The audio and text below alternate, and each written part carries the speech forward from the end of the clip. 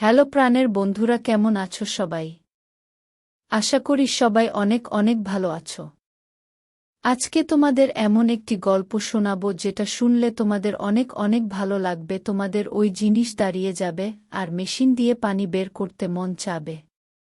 তোমরা যারা আমার সাথে কথা বলতে চাও তারা চ্যানেলটি সাবস্ক্রাইব করে ভিডিওটি শেষ পর্যন্ত মনোযোগ সহকারে দেখুন। ভিডিও চলাকালীন অবস্থায় আমার নাম্বার স্ক্রিনে দিব। তাহলে চলুন শুরু করা যাক। আমি রিমি। এই কদিনে আমার জীবনের সবচেয়ে কঠিন সত্য হচ্ছে আমাদের কাজের ছেলে সৌরভ আমাকে আর মাকে হোটেলে নিয়ে যেভাবে কাজ করল, সেটা শুনলে তোমাদের দাঁড়িয়ে যাবে। সেদিন রাতে যা হয়েছিল, তারপর মা আমার দিকে তাকিয়ে এমনভাবে হাসছিল যেন সব জানে বুঝে গেছে। আমি নিজেও তো আর আগের মতো নেই। সৌরভ আমার দিকে তাকিয়ে থাকলে আমার বুক কাঁপতে থাকত। আমি চোখ নামিয়ে নিতাম, কিন্তু মনে মনে চাইতাম ও যেন আমায় আরও ছুঁয়ে দেয়। মা একদিন বলল, চলো একটু ঘুরে আসি সবাই মিলে। আমি তো অবাক। 3 জন মিলে ঘুরতে যাব, তাও হোটেলে। কিন্তু মায়ের চোখে তখন একরকম দুষ্টু হাসি। আমার শরীরের ভেতরে তখন কেমন একটা শিহরণ। সৌরভ তো শুনেই লজ্জা পেয়ে গেল। মা বলল, এই ছেলেটাকে নিয়ে একটু বাইরে গেলে তো দোষের কিছু নেই। ও তো এখন আমাদের পরিবারের অংশ। পরের দিন আমরা রওনা দিলাম একটা রিসোর্ট টাইপ হোটেলে।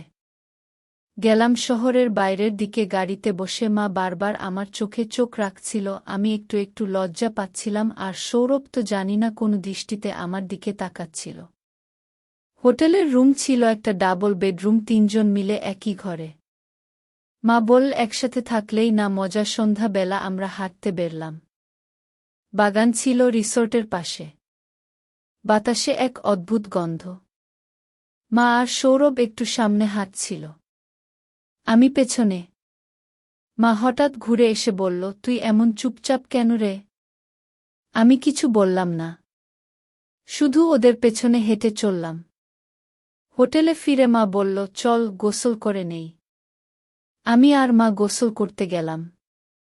বাথরুম বড়। মা বলল, আজ তোর সাথে একসাথে গোসল করব। আমি তো অবাক। বললাম, তুমি আজ এত খুশি খুশি কেন মা?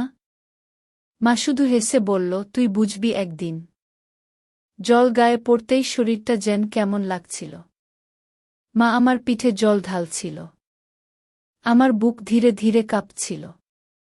হঠাৎ মা বলল, তোর গায়ে তো রোম দাঁড়িয়ে গেছে। আমি কিছু বললাম না, শুধু চোখ বন্ধ করলাম। মা আমাকে জড়িয়ে ধরল। ওর শরীরটা ছিল গরম, আমার শরীর ঠান্ডা। সেই মুহূর্তে যেন মনে হচ্ছিল আমি মায়ের থেকে আলাদা কিছু না। মা কানের পাশে মুখ এনে বলল, তুই জানিস সৌরভ তোকে খুব পছন্দ করে। আমি চমকে উঠলাম। বললাম, তুই কি বলছো মা? মা তখনও আমার গা ঘেঁষে দাঁড়িয়ে বলল, ওর চোখে আমি সব দেখি রে। তুই না বুঝলেও আমি বুঝি। আমার বুক তখন ধিপুধিপ করছিল। জলের ভেতর আমি যেন অন্যরকম রিমি হয়ে গেছি। মা বলল, আজ রাতে ওর সাথে একটু সময় কাটাস। আমি থাকব পাশে। কিছু ভাবিস না।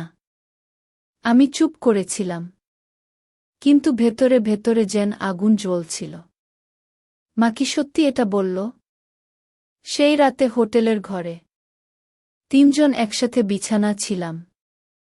আমি আর মা একপাশে, সৌরভ একটু দূরে। হঠাৎ মা আমার হাত ধরে বলল, তোর হাত কাঁপছে কেন রে? তুই কি ভয় পাচ্ছিস?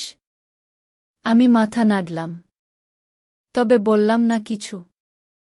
মা ধীরে ধীরে সৌরভকে ডাকল। চুপি চুপি বলল, রিমির পাশে এসে একটু বস। সৌরভ লজ্জায় মুখ নামিয়ে আসল। আমার পাশে বসল। আমার শরীর কেঁপে উঠল। মা ধীরে ধীরে আলো নিভিয়ে দিল।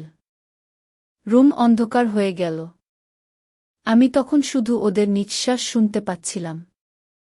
আশা করি এই গল্পটি শেষ পর্যন্ত শুনলে তোমাদের মনের আশা পূরণ হবে। তাই একটি অনুরোধ, গল্পটি শেষ পর্যন্ত শুনবে। তার আগে অবশ্যই এই চ্যানেলটি সাবস্ক্রাইব করে দাও প্লিজ। সেদিন বিকেলের আলো একটু কমে আসতেই আমরা তিনজন মিলে রিক্সা করে হোটেলে চলে এলাম। হোটেলের ঘরটা বেশ বড় আর সুন্দর ছিল। দুটো খাট পাশাপাশি সাজানো ছিল। আমি একদিকে মায়ের পাশে বসেছিলাম আর সৌরভ জানালার কাছে দাঁড়িয়ে বাইরের দৃশ্য দেখছিল। ওর মুখে এক ধরনের শান্ত অভিব্যক্তি। আমি চুপ করে তাকিয়েছিলাম। হঠাৎ মা বল, রিমি তুই আগে গিয়ে গোসল করে আয়। আমি হেসে বললাম, হ্যাঁ মা, এখনই যাচ্ছি। আমি জামা কাপড় নিয়ে বাথরুমে ঢুকে গেলাম। ভেতরে গিয়ে পানির ট্যাপ ছেড়ে দিলাম। ঠান্ডা জল গায়ে পড়তেই শরীরটা কেমন কেঁপে উঠল। আমি ধীরে ধীরে নিজের শরীরটা পরিষ্কার করছিলাম। তখনই মনে হলো বাইরে কেউ দরজার কাছে হেঁটে আসছে। আমি জিজ্ঞেস করলাম, কে? সৌরভের গলা শুনতে পেলাম। ও বল, রিমি তোমার তোয়ালে নিচে পড়েছিল, দিয়ে গেলাম। আমি দরজাটা একটু ফাঁক করে ওর হাত থেকে তোয়ালেটা নিলাম। ও আঙ্গুলগুলো আমার আঙ্গুল ছুঁয়ে গেল। একটা শীতল স্পর্শ যেন বুকের ভেতর কেঁপে উঠল। আমি জল মুছে ধীরে ধীরে বেরিয়ে এলাম। ওদিকে মা তখন ঘুমিয়ে পড়েছিল।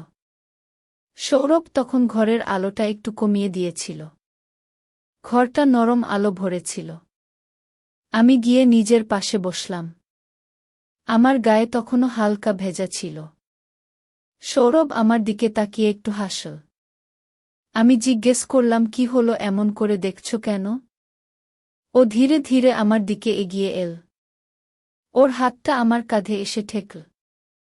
আমি একটু সরে গেলাম। কিন্তু মনে মনে ঠিকই অনুভব করছিলাম কিছু একটা হচ্ছে। সৌরভ বলল, রিমি তুমি জানো তোমার ভেজা চুলগুলো খুব সুন্দর লাগছে। আমি লজ্জা পেয়ে ওর মুখের দিকে তাকাতে পারছিলাম না।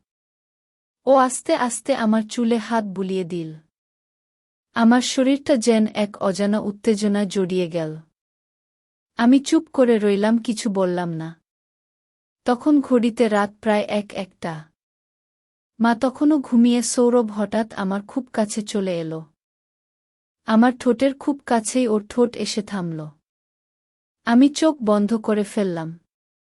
একটা হালকা স্পর্শে ঠোঁট জড়িয়ে গেল। একটা আলতো কিস যেন আমাকে অন্য জগতে নিয়ে গেল। আমি ধীরে ওকে জড়িয়ে ধরলাম। ও আমার গালে আর ঘাটে কিস করতে লাগল। শরীরটা কাঁপছিল, তবুও আমি থামাতে পারছিলাম না নিজেকে। আমি বললাম, সৌরভ কেউ দেখে ফেলবে। ও বল, ঘরের দরজা বন্ধ, জানালা ঢাকা, কেউ কিছু দেখবে না। এইভাবে কিছুক্ষণ কাটল। তারপর ও আমাকে আলতো করে নিজের বুকে জড়িয়ে ধরল। আমি মাথাটা ওর বুকে রেখে অনুভব করছিলাম ওর হৃৎপিণ্ডের ধ্বনি। একটা অদ্ভুত ভালো লাগা ছেয়ে গিয়েছিল মনের মধ্যে। রাত তখন বেশ গভীর। সৌরভ বল, রিমি তুমি জানো তোমাকে ছাড়া আমি কিছু ভাবতে পারি না। আমি বললাম, এসব কথা আগেও বলেছ। ও বল, কিন্তু আজ বলাটা অন্যরকম। আমি চুপ করে ওর বুকের মধ্যে মুখ গুজে রইলাম।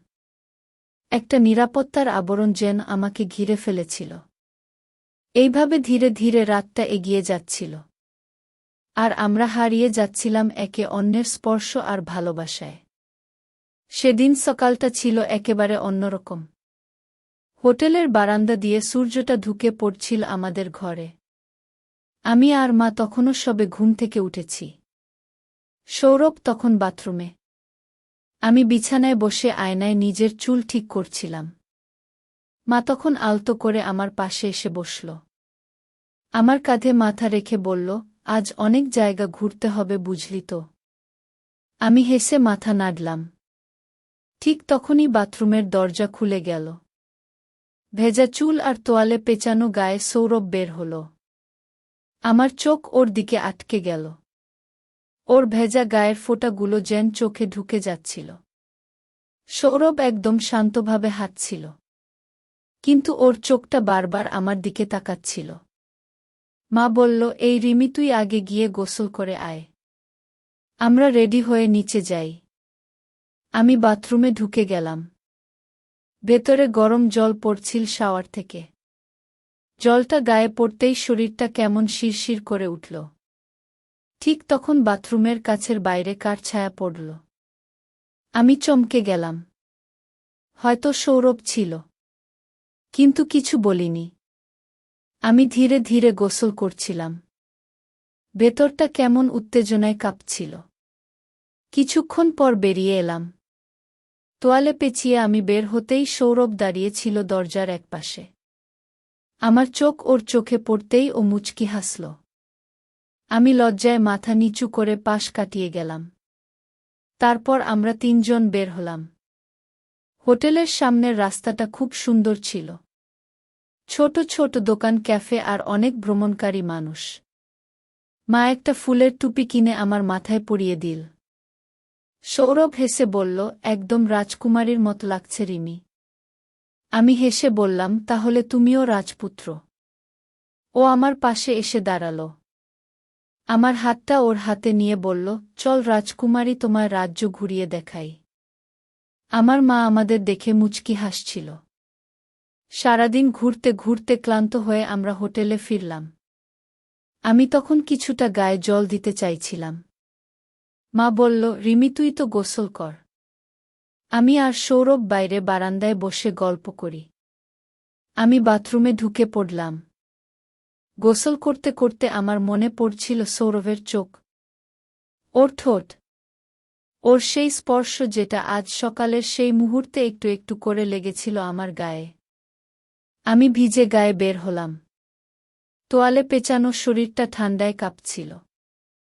সৌরভ দরজার সামনে দাঁড়িয়ে বলল, আমি কি তোকে চুল শুকাতে সাহায্য করব? আমি কিছু বলিনি। চুপচাপ ওর মুখের দিকে তাকিয়েছিলাম। ও এগিয়ে এলো। চুপচাপ তোয়ালেটা দিয়ে আমার চুল মুছতে লাগল। আমার বুক ধুকপুক করছিল। সারা শরীরটা যেন গরম হয়ে উঠছিল।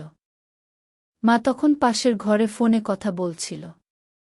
আমরা একে অপরের খুব কাছে এসে গিয়েছিলাম। সৌরভ আমার গাল ছুঁয়ে বলল, তুই জানিস না রিমি, তোর গায়ের গন্ধটা আমার পাগল করে দেয়। আমি ওর গলা জড়িয়ে ধরলাম। আমাদের ঠোঁট একে অপরের খুব কাছে চলে এলো, কিন্তু ঠিক তখন মা এসে দরজা ঠেল। আমি এক ছটকায় দূরে সরে গেলাম। সৌরভ চুপচাপ সরে দাঁড়ালো। মা কিছু বুঝল না, বল, রিমি এবার আমরা নিচে যাই না, একটু চা খেতে ইচ্ছা করছে।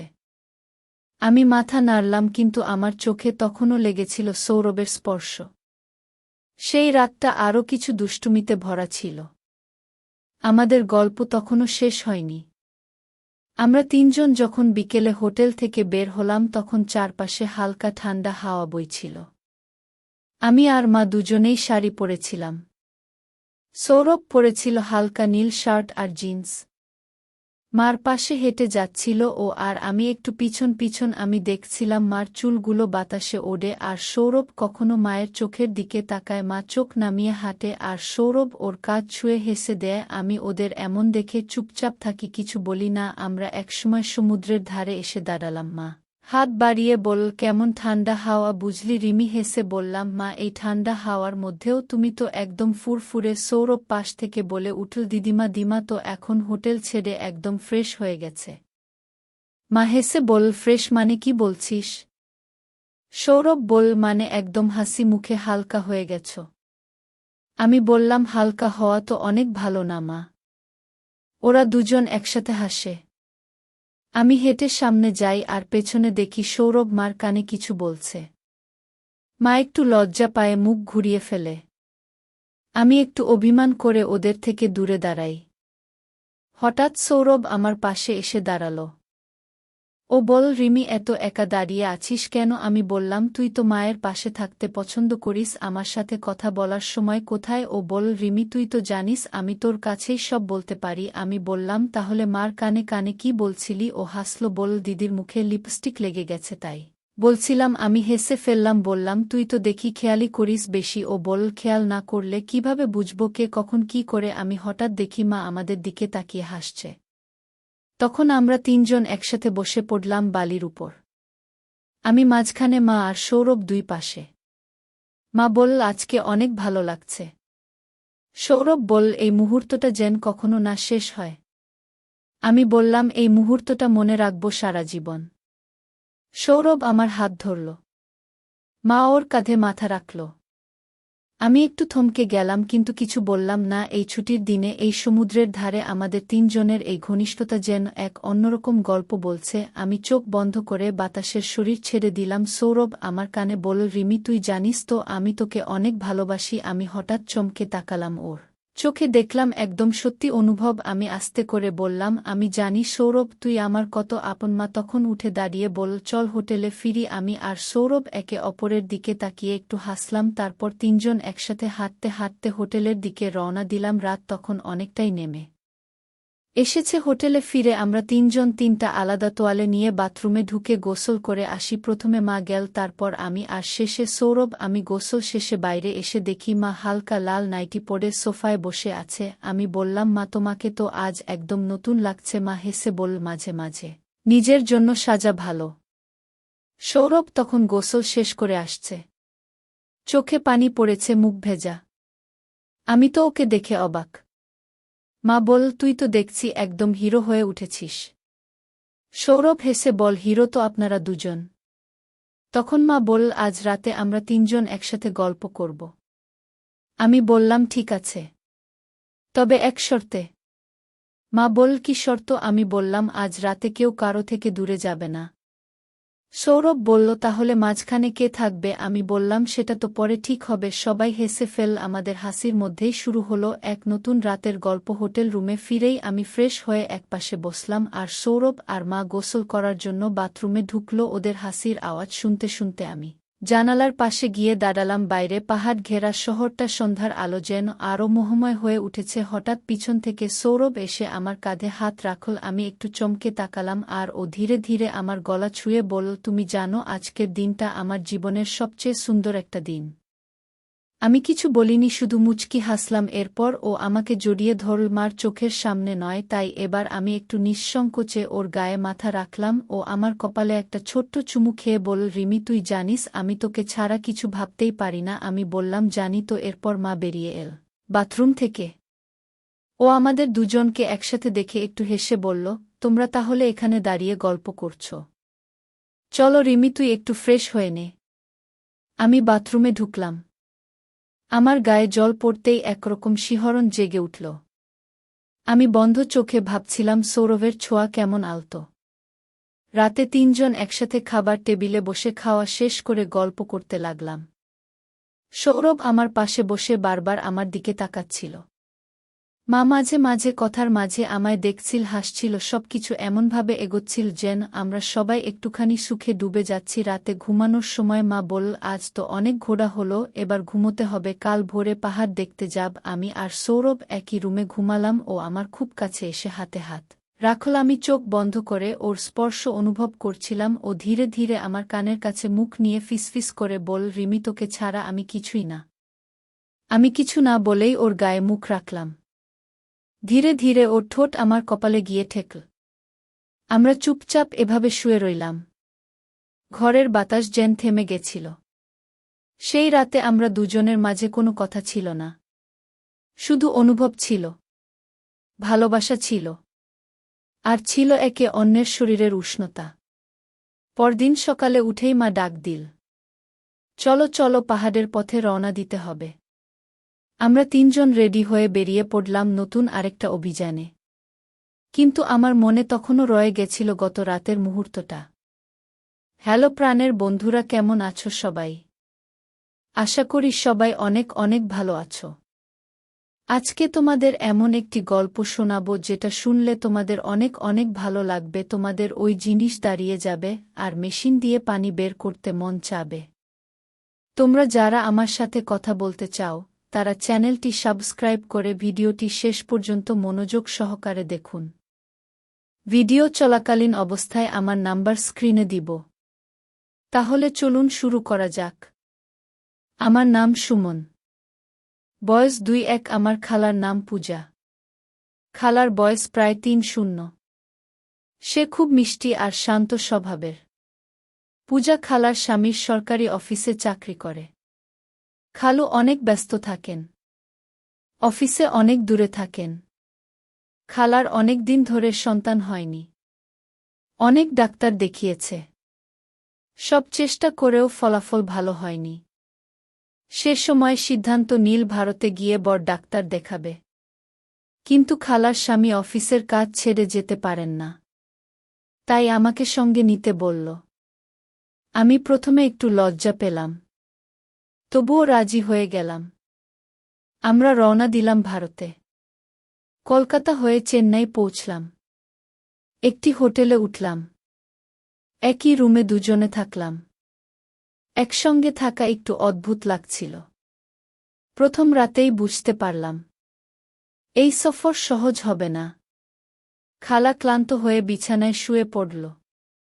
পুরো গল্পটি শোনার আগে অবশ্যই হাতের কাছে টিস্যু অথবা পানি রাখা দরকার। কানে হেডফোন লাগিয়ে শুনুন। আর অবশ্যই ভিডিওতে একটি লাইক দিয়ে চ্যানেলটি সাবস্ক্রাইব করুন। কারণ আমরা অনেক কষ্ট করে আপনাদের জন্য গল্প তৈরি করি। আপনাদের ভালোলাগা আর লাইক ও কমেন্টস আমাদের প্রাপ্তি। খালা বলল, আমার পিঠে ব্যথা করছে, একটু হাত বুলিয়ে দে। আমি খালার পিঠে আলতোভাবে হাত বুলিয়ে দিচ্ছিলাম। ও চোখ বন্ধ করে শুয়েছিল। কিছুক্ষণ পর হঠাৎ বলল, সুমন, আরেকটু কোমরের নিচটা করো না প্লিজ। অনেক ব্যথা জমেছে সেখানে। আমি শব্দ না করে নিচের দিকে হাত নামিয়ে আনলাম। ওর শরীরটা তখন কেমন যেন কেঁপে উঠছিল। ওর নিঃশ্বাস গা হয়ে উঠছিল। কিছুক্ষণ পর খালা হঠাৎ একপাশে গড়িয়ে এসে আমার দিকে মুখ করে বলল, তুমি পাশে এসে একটু বসো না। আমি একটু অপ্রস্তুত হয়ে ওর পাশেই বসে পড়লাম। ও আমার দিকে তাকিয়ে বলল, তোমার হাতের ছোঁয়া আজ বড় আরাম দিচ্ছে গো সুমন। আমি হালকা হেসে বললাম, তুমি যদি না বলো আমি তো হাতই তুলতাম না। ও হেসে বলল, তাহলে আজ রাতে আর তুলিস না। আমি কিছু বলিনি। খালার হাত আমার হাতের উপর এলো। ধীরে ধীরে ওর আঙ্গুলগুলো আমার আঙ্গুলের ফাঁকে চলে এলো। আমরা অনেকক্ষণ একদম চুপচাপ বসে থাকলাম। হঠাৎ করে খালা উঠে বসে বলল, এই রুমে তো একটা বাথটাব বাজছে। চল একসাথে একটু ফ্রেশ হয়ে নেই। ঘাম জমেছে অনেক। আমি চমকে তাকালাম। বললাম, একসাথে? খালা হেসে বলল, আরে বোকা, আমরা তো এত বছর একসাথে বড় হয়েছি। আর এই সফরটা তো বিশেষ। যতটুকু দরকার ততটুকুই করব। আমি কিছু না বলেই পেছন পেছন বাথরুমে গেলাম। খালা প্রথমে বাতবে পানি সারল। তারপর ও ধীরে ধীরে ওর জামা খুলে রাখল। আমি অন্যদিকে তাকিয়েছিলাম। তবু চোখ পড়েই যাচ্ছিল ওর শরীরে। খালা বলল, তুই না দেখার ভান করছিস, কিন্তু সবই বুঝি আমি। আমি একটু হেসে জামা খুলে ঢুকে পড়লাম বাতাবে। গরম পানির মাঝে ওর শরীরের গা ঘেঁষে বসে পড়লাম। ও বলল, এই শান্ত মুহূর্তগুলো খুব দরকার ছিল আমার জন্য। আমি বললাম, আমার জন্য খালামনি। ও বলল, এই ডাকটা শুনতেই তো তোকে নিয়ে এসেছি। সুমদিন পর নিজের মতো একজনকে কাছে পেলাম। ওর শরীরটা ধীরে ধীরে আমার গায়ে এসে ঠেকছিল। আমরা একে অন্যকে তাকিয়ে দেখছিলাম। হঠাৎ ওর ঠোঁট আমার গাল ছুঁয়ে গেল। তারপর ঠোঁট থেকে ঠোঁট, কোনো শব্দ ছিল না, শুধু হালকা নিঃশ্বাস আর জলের শব্দ। সেই রাতে অনেক কথা হলো, অনেক অনুভূতির আদানপ্রদান। ঘুম আসছিল না কারো চোখে। ও বিছানায় এসে বলল, হৃদয়, আজ তুই আমার পাশে থাকবি, একটু মাথায় হাত বুলিয়ে দিবি। আমি ওর পাশে শুয়ে হাত রাখলাম মাথায়। ওর চোখ বন্ধ হয়ে এলো ধীরে ধীরে। আমি বুঝলাম এই সফর শুধু চিকিৎসার না, আমাদের সম্পর্কেরও এক নতুন রং। সকালটা অনেক শান্ত ছিল। সূর্যের আলো জানালার ফাঁক দিয়ে মুখে এসে পড়ছিল। পাশ ফিরে দেখি খালা ঘুমাচ্ছে। ওর চুলগুলো এলোমেলো হয়ে বিছানা ছড়িয়েছিল। ঘুনন্ত মুখটা এত মায়াবী লাগছিল যেন চোখ সরাতে মন চাইছিল না। আমি ধীরে ধীরে উঠলাম। ওকে না ডেকে বাথরুমে গেলাম। ফ্রেশ হয়ে বেরিয়ে দেখি খালা তখনও ঘুমাচ্ছে। ওর গায়ে শুধু হালকা একটা নাইটি ছিল। কাছ থেকে একটু সরে গিয়ে গলা আর বুকের অংশটা কিছুটা দেখা যাচ্ছিল। আমি চোখ ফিরিয়ে নিলাম, নিজেকে বোঝালাম ও আমার খালা। ওর দিকে এমনভাবে তাকানো ঠিক না। কিছুক্ষণ পর খালা ঘুম থেকে উঠল। ওর চোখে তখনও ঘুমের ছাপ। ও আমাকে বলল, সুমন, একটু চা এনে দেবে প্লিজ? আমি বললাম, ঠিক আছে। হোটেলের নিচে গিয়ে 2টা চা নিয়ে ফিরে এলাম। খালা তখন বিছানায় বসে চুল আঁচড়াচ্ছিল। ওর ঘাটের কাছে লম্বা চুলগুলো পড়েছিল। আমি চা দিলাম। ও এক চুমুক দিয়ে বলল, ভালো হয়েছে চা। তুমি আসলে খুব কেয়ারিং। জানি না তুমি না থাকলে কিভাবে আসতাম এত দূর। আমি কিছু বললাম না, শুধু মুচকি হাসলাম। সারাদিন আমরা হাসপাতালে গেলাম। ডাক্তারের সঙ্গে অনেকক্ষণ কথা হলো। ওরা বলল কিছু পরীক্ষার দরকার আছে। পরীক্ষা হবে আগামীকাল সকালে। তাই আজ পুরো দিনটা আমরা হোটেলেই থাকব। সন্ধ্যাবেলা খালা জানালার পাশে বসেছিল। ওর চোখে এক ধরনের চিন্তা আর ক্লান্তি। আমি বললাম, খালা তুমি ঠিক আছো? ও বলল, সুমন আমি জানি না এই চিকিৎসা থেকে কি ফল পাব। অনেক বছর চেষ্টা করছি। মাঝে মাঝে মনে হয় সব ব্যর্থ। আমি বললাম, তুমি ভেবো না, সব ঠিক হবে। ও আমার দিকে তাকিয়ে ম্লান হাসি দিল। বলল, তুমি পাশে আছো এটা আমার জন্য বড় সাহস। আমি এগিয়ে গিয়ে ওর কাঁধে হাত রাখলাম। ও মাথাটা আমার কাঁধে রাখল। আমার মনে হচ্ছিল ও যেন একটু শান্তি খুঁজে পেয়েছে। রাত নামল। ডিনার করে আমরা ঘরে ফিরলাম। খালা বাথরুমে গেল। আমি তখন বিছানার পাশে বসে মোবাইলে গান শুনছিলাম। হঠাৎ দরজাটা একটু খুলে গেল। আমি তাকিয়ে দেখি খালা ভেতরে দাঁড়িয়ে আছে। ওর গায়ে গায়ে সাদা তোয়ালে, চুল ভেজা, চোখে একরা ভাবনা। ও বলল, হৃদয় একটু পেছন থেকে চুলটা মুছিয়ে দেবে। আমি কিছু না বলে তোয়ালে নিলাম। ওর ভেজা চুল মুছাতে মুছাতে আমি খেয়াল করছিলাম ওর গায়ের ঘ্রাণ আমার নিঃশ্বাসে মিশে যাচ্ছে। ওর গলা আর ঘাড়ের কাছে পানি গড়িয়ে পড়ছিল। খালা ধীরে ধীরে ঘুরে দাঁড়াল। আমার চোখে চোখ রাখল। আমার হৃদয় কাঁপছিল। ও আস্তে বলল, তুমি কি পাশে থাকবে সবসময়? আমি মাথা ঝাঁকালাম। ও ধীরে ধীরে আমার গলা জড়িয়ে ধরল। আমি ওকে শক্ত করে জড়িয়ে ধরলাম। ঘরটা তখন নিঃশব্দ, শুধু আমাদের নিঃশ্বাসের শব্দ। ও আমার কপালে ঠোঁট ছুঁয়ে দিল। আমার চোখ বন্ধ হয়ে গেল। আমি অনুভব করছিলাম এক অন্যরকম অনুভূতি, যেটা আগেও কখনো হয়নি। রাতটা আমাদের মাঝের দূরত্ব মুছে দিল। আমরা একে অপরকে কে অনুভব করছিলাম। শুধু শরীর নয়, মনেও যেন একটা বন্ধন তৈরি হচ্ছিল। আমি জানতাম আগামীকাল আমাদের জন্য খুব গুরুত্বপূর্ণ, কিন্তু এই রাতটা, এই মুহূর্তটা আমাদের ভালোলাগার এক নির্ভরতার রাত হয়ে থাকবে চিরকাল। বিকেলটা একটু ধূসর ছিল। বাইরে টিপ টিপ বৃষ্টি হচ্ছিল। সেই সময়টাতেই পূজা খালা বলল, সুমন তুই তো গোসল করিসনি, এখনো এত গরম হয়ে আছে, তুই না ধুলে শরীরটা ঠান্ডা হবে না, চল একসাথেই ধুয়ে নিই। হৃদয় একটু থেমে তাকালো পূজার দিকে, তারপর হেসে বলল, একসাথে মানে খালা তুই মজা করছিস বুঝি? পূজা একটু মুচকি হেসে বলল, আহা আমি তোকে কতবার বলেছি খালা খালা বলিস না, শুনলে কেমন যেন লাগে, আমি তোর চেয়ে খুব বড় না। সুমন মাথা নিচু করে দাঁড়িয়ে ছিল। শুনে বলল, ঠিক আছে পূজা, তুমি যদি চাও তাহলে চলো। পূজা তখন হাত টেনে নিয়ে গিয়ে বাথরুমের দরজাটা খুল। ভিতর থেকে জানলাটা একটু খোলা ছিল।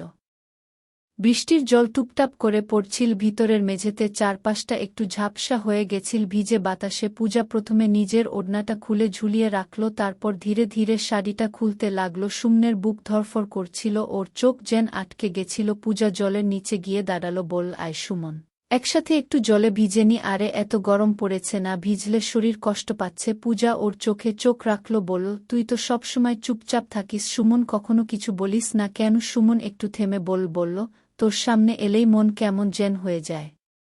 পূজা কিছু বলতে গেলেই শব্দ হারিয়ে ফেলি। পূজা ওর গালে হাত রাখল, জলে ভেজা আঙ্গুলে ওর চুলগুলো আলতো করে সরিয়ে দিল। তারপর খুব কাছ থেকে বলল, আমি তোর পাশে থাকলে কি তোকে ভালো লাগে সুমন? সুমন বলল, হ্যাঁ পূজা, তোকে দেখলেই মনে হয় সবকিছু থেমে যাক, শুধু তোর সাথে থাকতে পারি। পূজা হঠাৎই ওর দিকে ঝুঁকে ওর কাঁধে মাথা রাখল। বলল, তোর শরীরের গন্ধটা এত আপন কেন? হৃদয় যেন ছোটবেলায় যে মানুষটাকে খুঁজতাম, তুই সেই হয়ে উঠেছিস। হৃদয় চুপচাপ দাঁড়িয়েছিল। পূজার মাথার ভেজা চুল গিয়ে লাগছিল ওর গলায়, সেই স্পর্শে ওর হৃদয় যেন লাফিয়ে উঠছিল। পূজা ধীরে ধীরে মুখ তুল, ওর ঠোঁট ওর কানের কাছে নিয়ে গিয়ে বলল, তুই কি আমায় আপন করে নেবি সুমন? সুমন নিঃশ্বাস ফেলল, তারপর চোখ বন্ধ করে বলল, আমি তোকে অনেক আগেই নিজের করে নিয়েছি। পূজা শুধু বলার সাহস পায়নি। বৃষ্টির পানি তখনও গড়িয়ে পড়ছিল। ওদের শরীর দিয়ে একসাথে ভিজে থাকা সেই মুহূর্তটা এক অদ্ভুত ভালোবাসার ছোঁয়া এনে দিয়েছিল।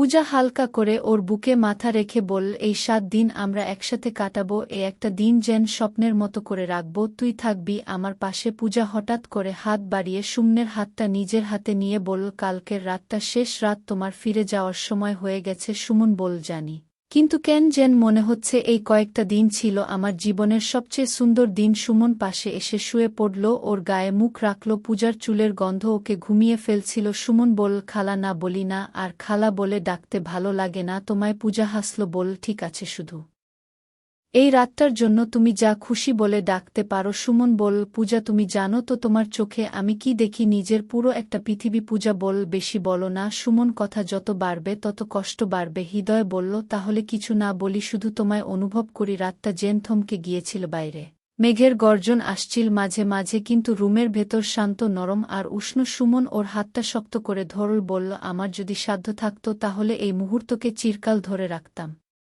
পূজা বলল, তুমি যে ফিরে যাচ্ছ সুমন, সেটাই সত্যি, আর আমি যে এখানে থেকে যাচ্ছি সেটাও বাস্তব। পূজা বলল, এটা একটা অন্যরকম ভালোবাসা ছিল যেটার কোনো সামাজিক নাম নেই, কিন্তু মনের ভিতর যা হয়ে রইল সারা জীবন। সুমন হঠাৎ পূজার গালটা ছুঁয়ে বলল, আমি তোমায় কখনো ভুলব না পূজা। পূজা চোখ নামিয়ে ফেল, বলল, আমিও। সুমন, তুমি ছুঁয়ে গেছ এমন জায়গায় যেটা কেউ কখনো ছুঁতে পারেনি। রাতের বাকি সময়টা তারা একে অপরের খুব কাছে থেকেও কিছু বলেনি, শুধু নিঃশব্দে অনুভব করেছিল একে অপরকে। সকালে ভোর হতে না হতেই সুমন উঠে পড়ল, ট্রেন ধরতে হবে বলে। দ্রুত গোসল করে ব্যাগ গুছিয়ে নীল। পূজা তখন রান্নাঘরে ওর জন্য 1 কাপ চা বানাচ্ছিল। চা নিয়ে এসে সুমনের হাতে দিয়ে বলল, এই নিয়ে যাও, পথ ঘাটে লাগবে। সুমন বলল, তোমার হাতের চা থেকে ভালো কিছু নেই জানো। পূজা বলল, জানি, কিন্তু এখন থেকে সেটা মনে করে খেতে হবে। সুমন বলল, পূজা, যদি আবার কখনো দেখা হয়। পূজা বলল, তাহলে হয়তো আমি আর তুমি আমরা থাকব একদম আলাদা যজ্ঞে। সুমন বলল, তাহলে তুমি কথা দাও অন্তত মন থেকে কখনো চলে যেও না। পূজা বলল, মন তো তোমার হয়ে গেছে, এখন আর যাওয়ার কোথাও নেই। সুমন পূজার দিকে একবার তাকালো, চোখে জল এসে গেল, কিন্তু কিছু না বলে নিচে নেমে গেল। পূজা দাঁড়িয়ে ছিল দরজার সামনে, চোখ বন্ধ করে ওর চলে যাওয়ার শব্দটা শুনছিল। তারপর ও আস্তে করে দরজাটা বন্ধ করল। জানত এই বন্ধ দরজার ওপাশেই রয়ে গেল ওর জীবনের সবচেয়ে সুন্দর কয়েকটা দিন। 1 বছর পর বাংলাদেশে ফিরে আসলো সুমন। ওর মা অসুস্থ বলে ফিরতে হয়েছিল। ফেরার পর একদিন পূজার কথা জানতে চাইল, কিন্তু শুনল পূজা অনেক দূরে চলে গেছে আর যোগাযোগ নেই। সুমন সেই রাতে একা বসে পূজার দেওয়া সেই শেষ চায়ের কাপটা নিয়ে বসেছিল। ওর চোখে জল ছিল, কিন্তু মুখে একটু প্রশান্তি, কারণ ও জানত পূজা এখনো কোথাও না কোথাও ওর মনে বেঁচে আছে।